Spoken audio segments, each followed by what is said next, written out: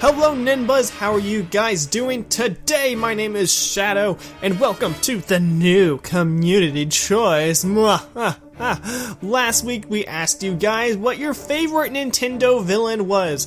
So without further ado, let's just go ahead and jump right into those results. Coming in at number 5 with only 6% of the votes, we have everyone's favorite Donkey Kong villain, King K. Rool. Now, King K. Rool was a villain in the earlier Donkey Kong games. He's gone from a crazy king to an insane pirate to a mad brawler in the wrestling ring. To say he's been through a lot is just kind of scratching the top of the surface. He's just your classic villain character. He wants Donkey Kong out of the way, so of course he's going to try and do whatever he can to defeat him. Now sadly, we haven't really got to see a lot of his character because he hasn't been in much games.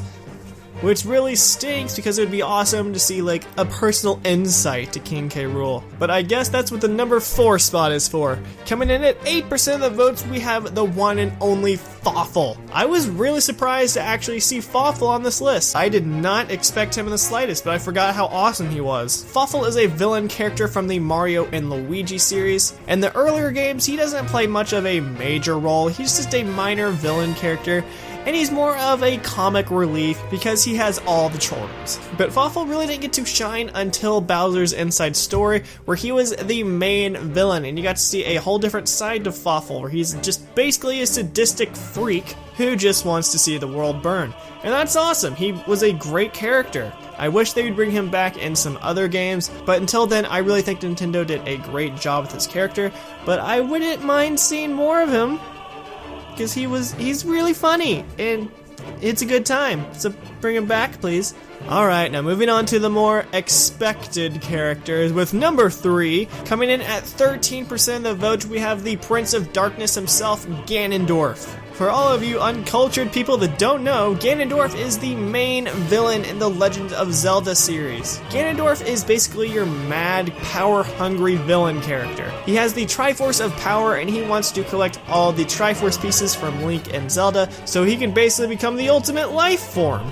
Because whoever has the completed Triforce is the most powerful person in all the lands, and that's mainly Ganondorf's goal. Now, character-wise, we don't usually get to see a lot of personality from Ganondorf besides evil and ruthless, but much like Fawful, I'd really like to see a more inside look at Ganondorf. It'd be cool to maybe have a game about Ganondorf, right? Am I the only crazy person? Yeah, okay, well, I'll just stop now.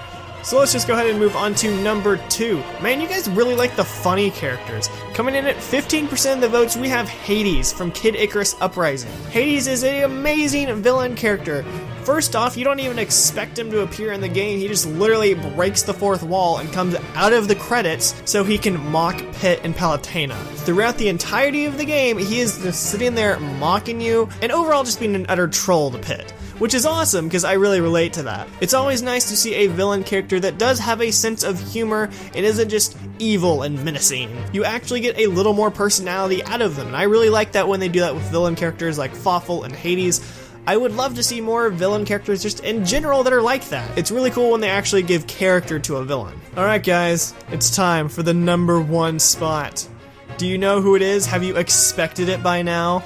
Because if you haven't, I'm sorry, you really should expect what it is.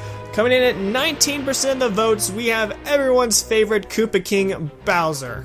Is there really much we need to say with Bowser? He's awesome. He's a giant turtle king. Now in the main games, we don't really get to see a lot from Bowser, besides being evil and trying to kidnap Peach, because he likes Peach, and that's the story. But where Bowser really comes to life is actually in Mario and Luigi and in Paper Mario, where you actually get to see a lot more personality from Bowser, and he can be really funny and actually surprisingly helpful. You can see him in his bad times, you can see him when he's brave. We feel like we know Bowser so personally because we've seen him in so many games.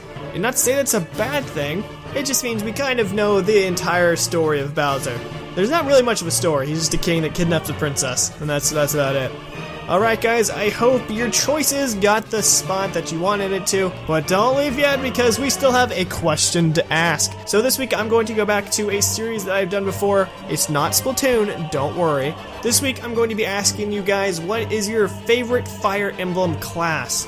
Now there are a lot of different classes in Fire Emblem, from the Knight to the Archers to Assassins. There's a whole lot of different classes. So from any game in the series, leave in the comments below what your favorite class is. Whatever your reasoning is, it doesn't matter. Just tell me what your favorite one is.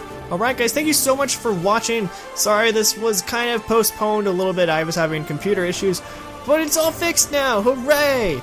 So to help me celebrate, why don't you subscribe to NinBuzz and like this video and like totally hit me up on Twitter and subscribe to my channel and bloobity blobity blob. And that's really all I have to say.